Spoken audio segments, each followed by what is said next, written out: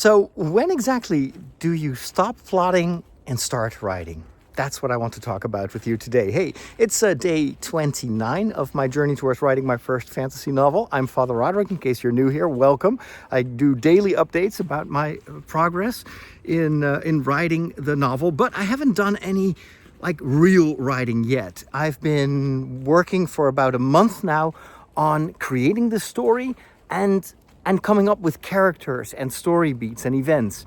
And it's been an amazing process. I love how this story was just a few basic points at the beginning of this month, and now it is an incredibly complex, wonderful, exciting world with really appealing characters.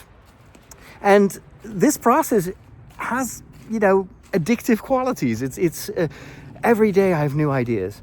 However, there is a risk, and that's what I wanted to talk about, and that is you can continue to plot and to develop and to add more and more texture and details forever. And I know from your feedback that some of you are actually struggling with this, where you've gone through draft after draft after draft. Every time you want to finally finalize things and start writing, you come up with new ideas, and then you have to go back and start all anew, and then it can take years before you actually have written your novel. Now, I personally am a bit in a hurry, and it is because I know that this is my first novel. And as a first novel, it's going to have so many flaws, because I've never done this before. But I also know that if I get over this hurdle, if I go through this whole process once, the second time will be a lot easier. The third time, it will be even easier. And so I am trying to limit myself when it comes to the time that I want to give myself to plot and to do world building. I think that if you've seen the rest of my videos, you will probably agree with me that there is a lot to work with. There's a lot of potential in this story. But it's relatively easy to plot, but it's much harder to put everything in the right order, and to also look at things like pacing. All these great ideas, that's one thing, but it also has to be entertaining and not too overwhelming. And I have characters, and I know kind of how they work, like what their mindset is, where they come from, and where I want them to go. But their interaction is non-existent. There has to be dialogue. There have to be moments where this growth occurs. And I know that you can obviously plot for every single detail. But if I would do that, I would slow down the process, and also perhaps making it harder and harder to actually start the writing process, because I would think, well, what if I get another idea? So I've learned from other forms of communication that I do, like podcasting or creating videos like this, that there is only so much you really need to do in terms of preparation. Prepare, absolutely. Know kind of where you want to go. And this is true also for a talk like this. I have a few things I want to share with you, but that's all. I'm not going to script every single second of this recording. And then just go and make it up as you go in a certain way. Just as long as you have the overall structure, it's totally fine to just use your imagination. And there is even a bit of extra adrenaline that you get when you start without having everything prepared. This is something I learned on my journeys, on my trips. When I went to Ireland in October, I had planned for the first week. So I knew that I wanted to start in Dublin, and I had booked a hostel for the first 4 days, and that was it. And then the entire month was basically completely blank, and I'd never been there. Well, I'd been in Ireland before, but not by myself, and not without booking everything in advance. But I knew that if I would go there, I would figure things out, and that's exactly what happened. And it was an adventure, absolutely. And there were difficult moments where I was like, oh gosh, what am I into here? But all in all, it ended very well. And there were actually, because I left some space for just happenstance and in the moment inspiration, it actually was an amazing journey and probably better than if I had planned everything in advance.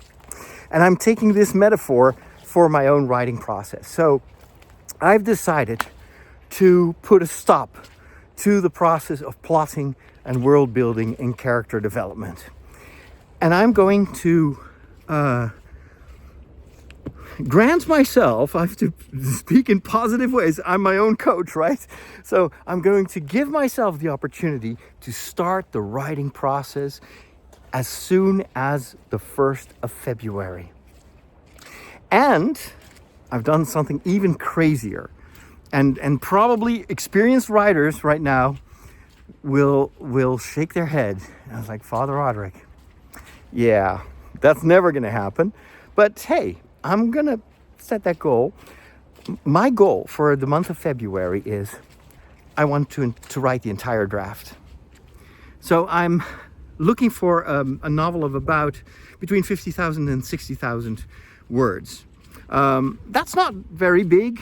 If you look at epic fantasy, usually, if you look at a guy like Brandon Sanderson, then this is novella sized. But I don't know about you, but I don't have time to read all these huge epic stories. And especially if it's a debut novel. I'd rather just read a book that I can read in a week, and that's enough for me. And if I like it, I'll read more. So that's why I want to keep things relatively concise. Although 60,000 words is nothing to sneeze at.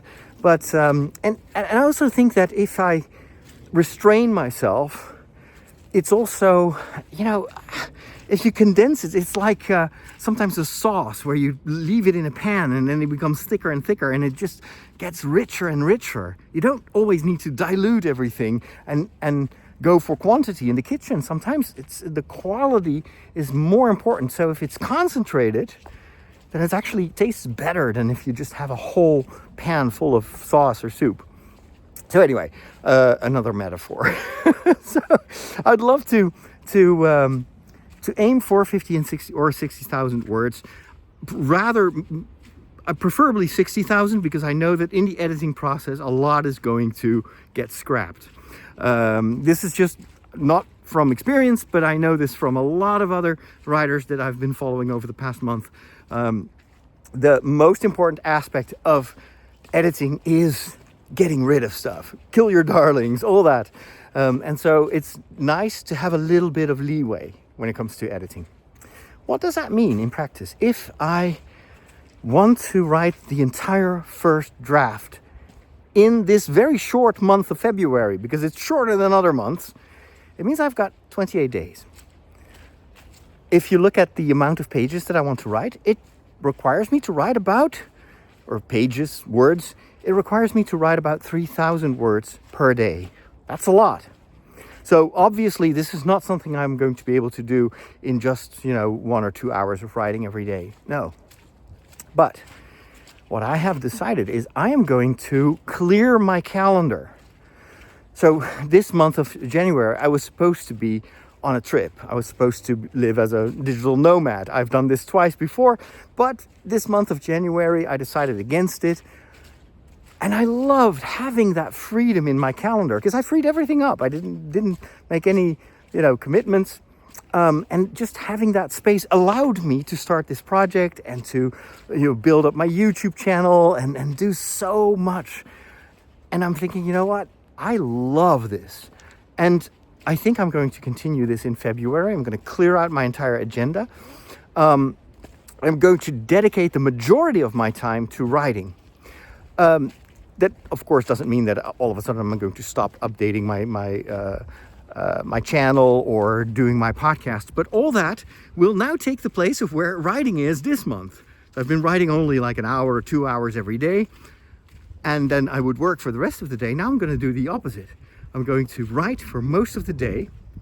But I'm going to do the things that have to be done, just the strict necessary stuff. I'm going to do that during 1 or 2 hours. One in the morning and one at the end of the day to wrap things up, to make sure that I don't fall behind on important things. That leaves me with about 6 hours during which I can write. And then all of a sudden, 6 hours, having already a pretty good idea of what I want the story to be and what I want to happen, I think it's feasible. Because I'm a very fast typer. So I've learned to write with a typewriter from the early age of, I think I was 11. So I can type as fast as I think. So that's not a problem. And I know that once I put myself in hyperfocus, I think I'm a good writer.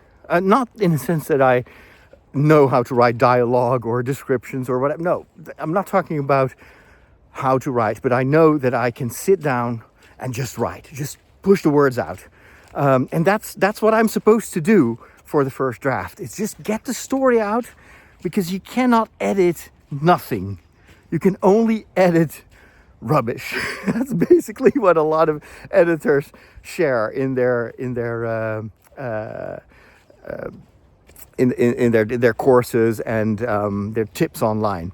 So you cannot edit nothing, but you can edit junk. So go and just write whatever you write, knowing very well that first draft is not going to be your final novel, but it's something that you can then go back to and work with. So that's the plan. I'm going to write every single day of February, and by the end of February, I will have my first draft, come what may. And then, of course, the month of March, that's where the fun really starts, because then I will need to edit this and have someone edit it with me and for me, and I'm totally prepared to suffer extreme humiliation, at least my ego, because I know that first draft is not going to be good. But I will have a first draft by the end of February. That's what I'm going for. So, and that's what I wanted to share with you. Let me know what you think. You probably think I'm crazy, right? Well, actually, somewhere in the back of my mind, someone tells me, yeah, you're insane. This is never going to work. But that's what I thought about running a marathon. And here we are. I already ran about 12 of them. So you got to start somewhere. Thanks for watching, and we'll talk soon. God bless.